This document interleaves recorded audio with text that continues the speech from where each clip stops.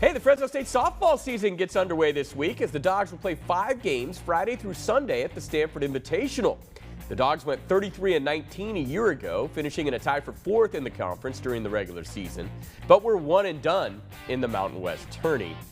This season, the league's 9 head coaches think the Bulldogs going to improve from last year a little bit as they tied for the 2nd spot in the preseason poll released on Thursday, behind defending conference champ San Diego State. This is year 4 for head coach Stacy May-Johnson at Fresno State now, and she was kind enough to join Sports Central's Angelique Martinez for a chat. We're joined by Fresno State head softball coach Stacy May-Johnson. Stacy, first take me through getting ready for another season. What preparation's been like? Yeah, just getting this team back up to game speed. Obviously showing them a bunch of velocity and the speed of the game that we're going to see coming up this season. Now take me through some of the players we might see that make more of an impact that maybe fans haven't seen in the past. Well, I have to mention her, even though fans know her, but Soraya Neese, the lefty, returns as a junior. She's been very good. Kennedy Bunker back behind the plate. She's a junior. And then Emma Martinez at shortstop. We've got Marissa Montalongo. She's new. She's a transfer from St. Mary's, slated for second base. We've got talented freshmen and Hannah Duncan on the mound. So a few new faces mixed in with some returners as well. This team has consistently progressed year by year under you. What are you expecting? Well, we're going to win the championship this year. That's the next step in our trajectory. To me, the conference is wide open. We have a phenomenal returning #1 pitcher. We've improved offensively, and we're always good defensively. So, this is the year. This is when we start to begin our championship dynasty. Some new additions on staff, including grad assistant Keahi Matson. What does it mean to have her stick around, be a part of this program, just now on the other side with you? Yeah, she's an amazing athlete, and she does an amazing job as a graduate for our student athletes. She's invested many years into our program, and we're grateful for that, and we're thrilled to keep her around for another year. You guys get things started against the Stanford Invitational, taking on some tough teams. What does that show you early on?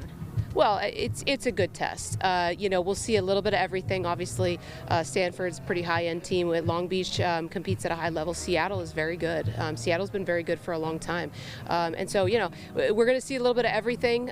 We will be tested that weekend, and really, we want to find out who we are. We want to find out where we need to grow. That's the information we're looking for. Obviously, the first few weeks, getting the girls acclimated, ready, getting back to full speed. Yeah, the first few weeks, we focus on us. What do we need to do to play to the best of our ability, get ourselves to a really good spot, and then going into these last few days, then we'll start to focus on our opponents and what we need to do to beat them.